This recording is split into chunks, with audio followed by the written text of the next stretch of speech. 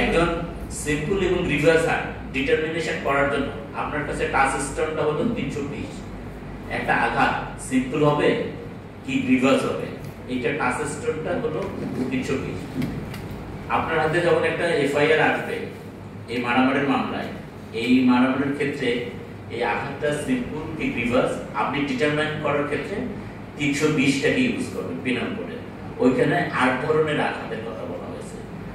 আপনি প্রথমত ফেলানোর চেষ্টা করবেন যে এফআইআর বা ইনজুরি সার্টিফিকেটে যে আঘাতটা আছে এইটা রিভার্সের মধ্যে পড়ে কিনা, 320 এর যে 8 ধরনের তার মধ্যে পড়ে কিনা।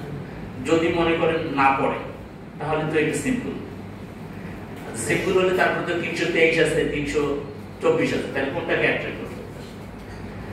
তখন আপনার দেখতে হবে এই সিম্পলটা যদি ম্যানুয়ালি হয় তাহলে 323, অর্থাৎ ম্যানুয়ালি বলতে এখানে বাঁশের লাঠি, কাঠের চেলা অথবা হাত, শরীরের কোনো অঙ্গ দিয়ে যদি কোনো ইনজুরি কজ করা হয় এটাকে বলা হচ্ছে ম্যানুয়াল, তাহলে তখন 323। আর যদি এটা ইনস্ট্রুমেন্টালি করা হয়, instrument for cutting, shooting, stabbing অথবা হিটেড সাবস্টেন্স অথবা বাই এনিমেল, তখন কিন্তু 324 এ যাবে।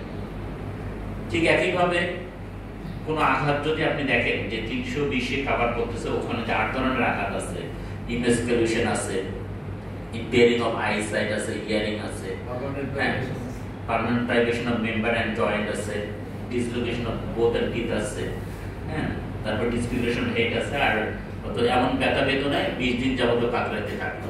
হসপিটাল শব্দ কিন্তু ওখানে ইউজ করা নেই, যদি আইনজীবীরা এই হসপিটাল শব্দ ইউজ করে যে উনি তো 20 দিন হাসপাতালে ছিলেন।